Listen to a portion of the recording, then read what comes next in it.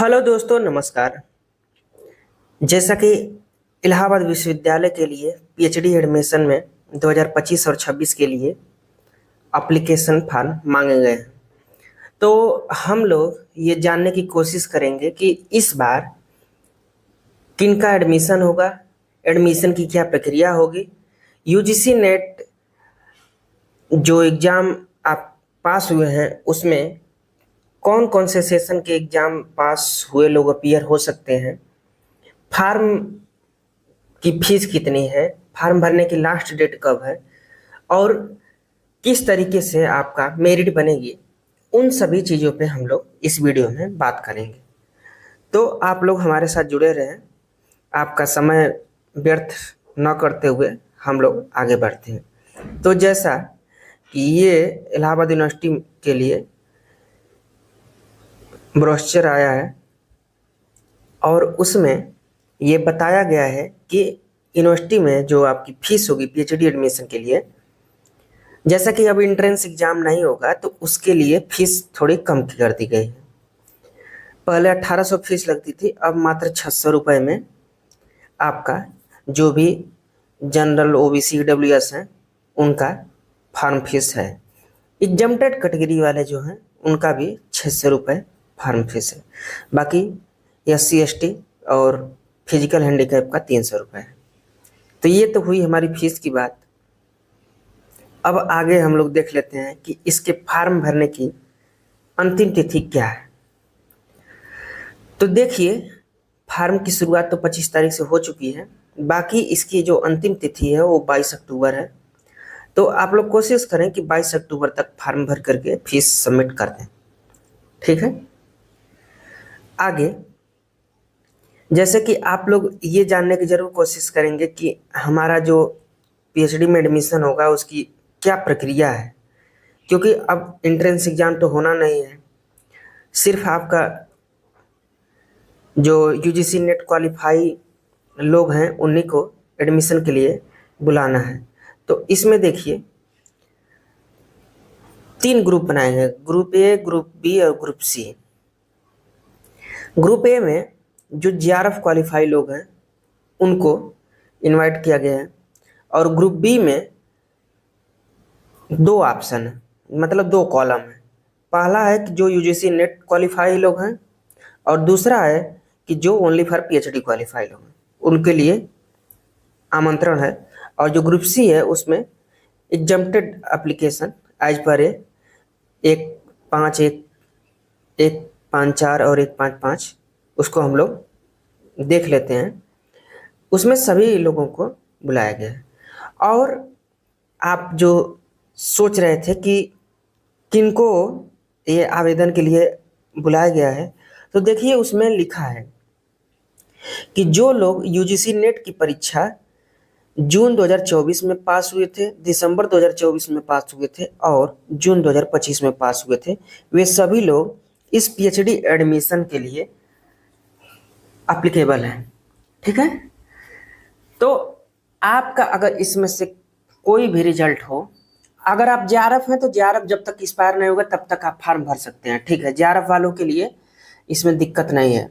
JRF आपका जब तक वैलिड है तब तक आप फॉर्म भर सकते हैं। बाकी ये नेट वालों के लिए बताया गया है कि जिनका नेट इन 3 सेशन में है वो लोग फार्म भरेंगे, उनके अलावा कोई फार्म भर नहीं सकता है। ये सीधी सी बात है। जो 1 5 और 1 कहा गया था उसको हम लोग देख लेते हैं।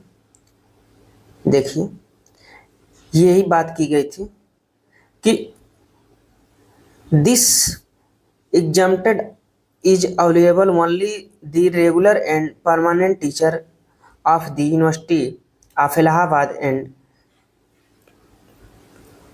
college. The exemption ये सिर्फ उन लोगों के लिए है जो सर्विस मैन है या रिटायर्ड हो गए हैं, जो लोग part time full time teacher थे और उनको पीएचडी करनी है। दरअसल इस बार इलाहाबाद यूनिवर्सिटी पीएचडी करने के लिए पार्ट टाइम का भी एक ऑप्शन दी है, तो उन सभी लोगों के लिए वो तीसरा था, ग्रुप सी, ठीक है। तो हम ज़्यादातर यही उम्मीद करते हैं कि हम लोग ग्रुप ए और बी वाले ज़्यादातर लोग हैं, तो आप लोग इन्हीं दोनों में हैं। अब आप हम देख लेते हैं कि आपकी मेरिट कैसे बनेगी। तो देखिए, जो इलाहाबाद यूनिवर्सिटी मेरिट बनाता था वही पूरा प्रक्रिया है। हाई स्कूल में यदि आप 60% से ऊपर पाए हैं तो आपको 2 नंबर दे देगा, और उसके अगर कम पाए हैं तो इस तरह नंबर देगा। फिर इंटर में अगर आप 60% से ऊपर हैं तो आपको 3 नंबर देगा, और ग्रेजुएशन में अगर 60 से नीचे हैं, 60 से नीचे अगर रहेंगे तो आपको 3 नंबर देगा, और 60 से ऊपर रहेंगे तो आपको 5 नंबर देगा। तो यहाँ पे ज़्यादातर लोग फंस जाते हैं, बहुत लोगों का 3 ही नंबर जुड़ता है। और पोस्ट ग्रेजुएशन में जो 55 से 60 के बीच में है उनको 7 नंबर देगा, और 60 प्लस हैं जो उनको 10 नंबर देगा, तो टोटली 10 नंबर।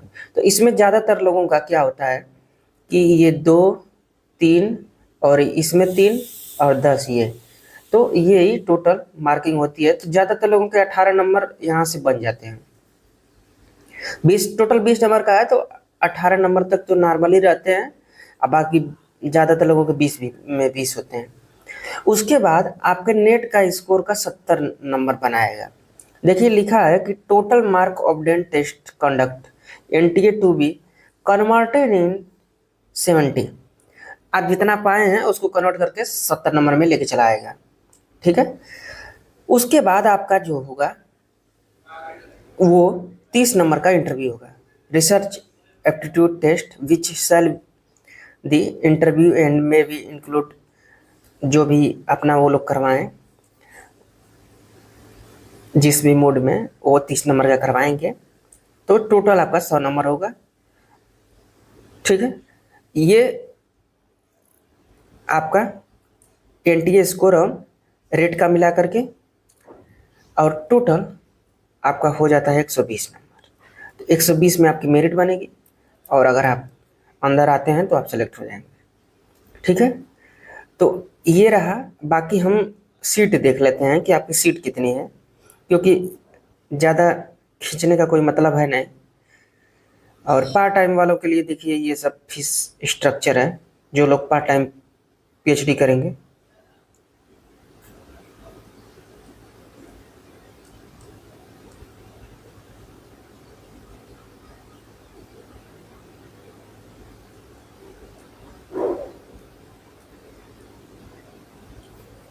ये आपकी सीट की डिटेल है, आप लोग इसमें जो भी आपका सब्जेक्ट हो वो देख सकते हैं। English, education, Hindi. हिंदी में देखिए 54 सीट है, जिसमें कि 24 सीट आपके कैंपस में है, 7 सीट सीएमपी में है, 16 सीट आपका एडीसी में है, उसके बाद 2 सीट एसएसके में है, और 1 सीट एकेडीसी में है, और 4 सीट आरटीएमएम में है, ठीक है। तो ज़्यादातर 54 सीट है इसमें। बाकी आप और सब्जेक्ट देख ही रहे हैं, जिसमें आपको एडमिशन लेना है उसके लिए आप लोग तैयार रहें, ठीक है। तो यही पूरा सीट डिटेल था, और वही है कि आपका पीजी में 55% होना चाहिए। अगर आप 50% हैं तो आप EWS, OBC, SC, ST, physical handicap रहेंगे तभी आप फॉर्म भर सकते हैं, नहीं तो 55% आपका होना चाहिए। तो टोटल यही सब इसकी प्रक्रिया है। तो हम उम्मीद करते हैं कि आपको चीज़ें समझ में आ गई होंगी। अगर नहीं समझ में आता है तो आप बताएं, इस पे बात की जाएगी। कमेंट सेक्शन में कमेंट करें, लाइक शेयर सब्सक्राइब करें, ठीक है। यहाँ तक देखने के लिए आपका बहुत धन्यवाद। नमस्कार।